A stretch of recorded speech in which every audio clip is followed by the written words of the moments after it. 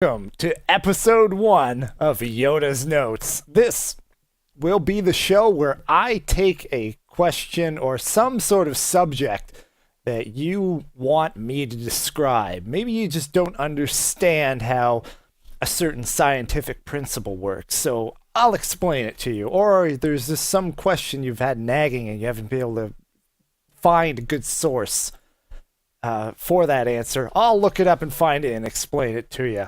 First, this week, I'm taking Aspros from thevgpress.com, who asked about using different forms of energy. It's been a hot topic for the last decade or so, moving away from fossil fuels. And, what is it that we're going to use? He asks about why can't we use volcanoes? Which sounds kind of crazy at first, but if you think about more, starts to make some sense. And then why wave water, using water for power and wind power hasn't taken off. So those are the two questions. We'll kick it off with the first one, which was about volcanoes. Why can't we use them?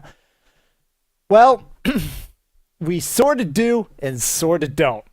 It falls under the category of geothermal energy. Geothermal energy, heat from the earth. So anything underneath the earth is geothermal energy. Now, there are a few different forms. One can be the magma directly from the volcano, and then related to those, you've got just hot rock, as well as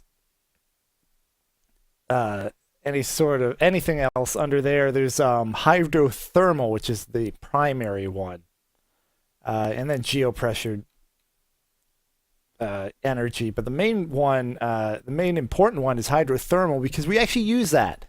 Iceland gets 26% of their energy from their geothermal electric plants, which produce electricity by harnessing the heat from the hot springs underneath the earth, heated by the volcanoes. Iceland has a lot of volcanoes.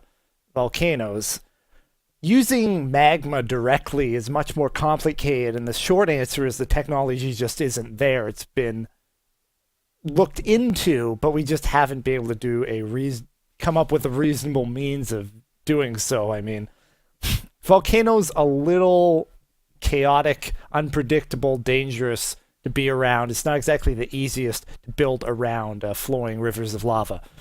So far it's been primarily what the magma heats around it, and then using that as a kind of one-off method. Wind and hydro. Hydroelectric plants are actually very common. The only thing is, it's not very common in the United States. So I'll get back to that. But hydroelectric energy is very large in Canada. About 60% of our energy comes from hydroelectric. In fact, so much so that here in southern Ontario, we actually refer to our electricity as hydro. When we talk about paying our electric bill, we talk about paying our hydro bill. How much do you pay for hydro? That's the actual colloquialism that we use. So it's very common, actually. It's just depends on where you are, both between the political climate and business climate, as well as the actual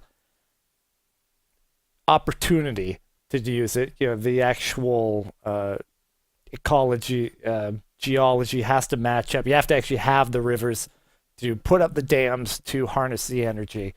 In the United States, they've largely been a coal-producing country, so it's been very hard to move away from that. And then natural gas, oil, that's been their big thing, so they don't really want to move away from that, so it's been a very big struggle. Wind energy is picking up. It's not as... It takes up more space is the main concern. You have to sort of mix and match. You gotta sneak it in wherever you can over farmlands and such. And there's been some social backlash to it. Some people don't like the look of them. They have some sort of concerns about health, even though there's nothing to back it up. Complaints about, it ruins the landscape and the imagery of it. So there's some complaints about it, but it is popping up. There's actually quite a few in the rural areas here on Ontario, just like hydrothermal is very big here. So it's picking up. It's been a little slower.